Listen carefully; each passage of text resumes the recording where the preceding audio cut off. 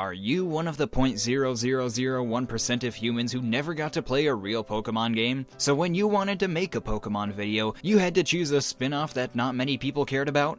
If you've answered yes to this strangely specific question, that's kinda creepy. This game does not contain Pokemon, Rumbling, or you. Yeah, I was disappointed when I found out I wasn't in this game. But how does this game not have Pokemon? Judging by this deceitful loading screen, it would appear that many Pokemon are present, but nope, they're just Happy Meal toys. Which is still kinda cool. But what about the rumble in the title? I mean, rumble could be a verb, as in the Pokemon will rumble you, but thankfully no Pokemon will be rumbling you in this game. Whatever that means. This title's so deceitful, they should have just called it We Deceive You. Or maybe we'll get a sequel, and it'll be called We Apologize to You. Dude, stop. This whole video is just puns so far. Hey, sometimes a guy's gotta use a lot of different puns to expose a game's title for its trickery. You mean you have to make a big deal about the title because spin-off games don't give you much material to work with, but you still have to make the video long enough? Yes. Pokemon Rumble U, as I said before, is a spin-off Pokemon game, and the sequel to the WarioWare game, Pokemon Rumble. Honestly, before I ever found any of these two games on the online shops, I had no idea they even existed. I don't want to say they're obscure, but when I was making this video, I couldn't even find the main theme on YouTube. Not having this theme on YouTube just seems like a sin. It's much too catchy. So, a game about Pokemon toys? I'm sure you're all just dying to know what the story behind this game is. Well, there's no need to die over it. I mean, you could just look it up on the internet. It's not that big a deal. We open on a new Pokemon store or park or something, where we see little Pokemon ball toys being dumped into a toy machine, when one of the employees trips and spills his Pokemon everywhere. Well, maybe next time he's carrying a stack of crates, he'll open his dang eyes. 4 Pokemon toys fall into the river and are carried far away from the store. Eventually, they hit land and come to life? Okay then, the Pokemon toys are actually alive, and that really disturbs me. They were just dumping loads of them into these machines without care. I'm pretty sure that's animal abuse. This must be what happens to all the duplicate Pokemon you get in the Pokemon games. You just throw them in a truck, glue a winder onto their butts, and sell them. It's slavery. Yeah, that's right, you disgusting employee of such an evil establishment. Trip and fall on your butt, this is what you deserve. Well, the Pokemon themselves don't seem to have too much of a problem with it though, as they all want to get back to the toy store instead of being free. And so our journey begins. You must help the Pokemon traverse through the various areas in order to get back to the toy store. Let's begin. The first area is a sign that you can push on, and it does this. Really glad they put that feature in there.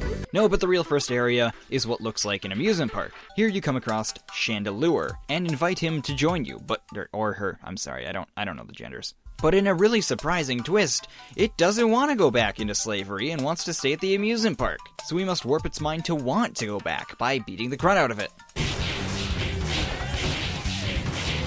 But hey, it might seem like we, the Pokemon, are wrong in this situation, and Chandelure is probably right in the facts that we shouldn't go back to the toy store, but I mean, come on. The toy store, it sounds so fun. I mean, it could be clowns at the theme park. That's not good.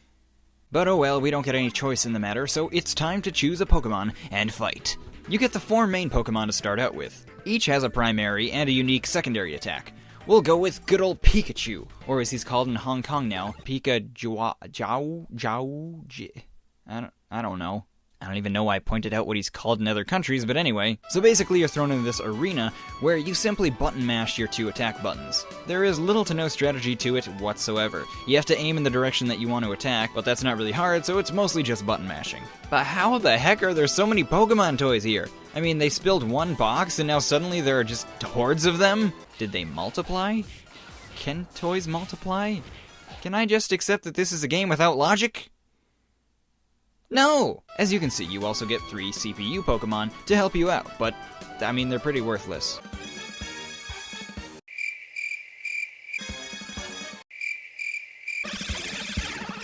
Okay, we meet the boss, and he says, "Oh, wait, now I remember, let's get back to the toy store," as if he forgot just how much he wanted to go back to the toy store, and beating him senseless made him more senseful?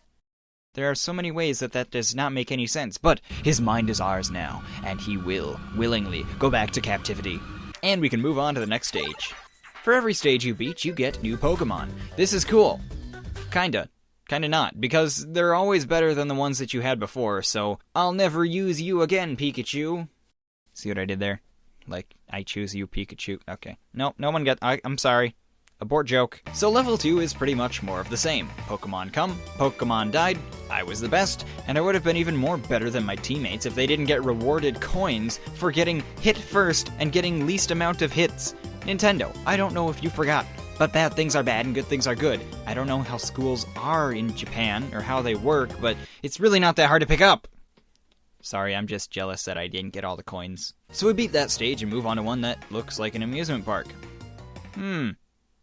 Familiar. So this is pretty much how the game goes. You fight Pokemon, you get more, you fight more, and so on and so forth. The game is very basic, of course, that goes without saying, and sometimes that just gets in the way of the game itself. I like simple just as much as the next guy, but with so little thought needed, and yet so much going on the screen at once, you often zone out or lose track of your Pokemon. When it really comes down to it, the only real strategy in this game is choosing the right Pokemon based on elements and skill level. The game also has up to 4 players, which I really respect. With local multiplayer dying out, I really love when they put extra work into it, and it can also be helpful for beating difficult levels. Everything is more fun with friends, even basic, simple button mashers. The game also has a really catchy and fun soundtrack. The music is mostly upbeat and retro-styled, and I actually really like it. Many tunes will get stuck in your head, and that mixed with the bright colors and the toy-based concept gives the game a really fun feel. I overall enjoy the feel, the music, the satisfaction of button mashing tons of Pokemon and getting hordes of coins, but only for short amounts of time. In the end, it turns out that there was this one big evil Pokemon who caused all this trouble, and you have to beat him, and then he's sad, but then he's happy because you want him to stay, and honestly, I have no idea what's going on here. And at long last, your quest for finally being trapped in a toy store in a tight air-sealed ball stuck in a germy toy machine that you could be stuck in upside down for several years, possibly bought by some 5-year-old who throws you around and chews on you until you break, is finally achieved. Seriously, that just sounds awful. Look at Pikachu, I think he realized how dumb this idea was at last second. So the moral of this story is...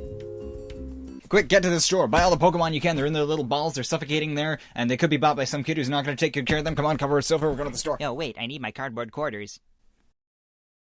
Hello, people of the internet, Peter here. What are you doing there? Are you writing a comment? That's cool. That is really awesome. But don't post it just yet. I'd really like to know what games you guys would like to see in future What's Up With videos. So go ahead, add that to your comment before you post it, and I really hope that this video made you laugh and cry and all that stuff. Good crying, of course. I really hope that this video wasn't so bad that it made you sad. Okay, I'm just gonna roll the normal credits now. Have a wonderful day. This is the last time I do an improv outro. Hey, what is up guys? Peter here. Thanks a ton for watching this video. I really hope you enjoyed it, and if you did, feel free to give it a like to let me know. I upload videos like this almost every day, so go ahead and subscribe if you're into that kind of a thing. If you want to contact me directly or stay up to date with upcoming videos, check out my social medias. The links to those are in the description. Now I leave you with this music from DJ BaseFox28, who provides most of the music for my videos. You can check him out in the description or by clicking the annotation to the left. Thanks again for watching, and as always, have yourselves a wonderful day.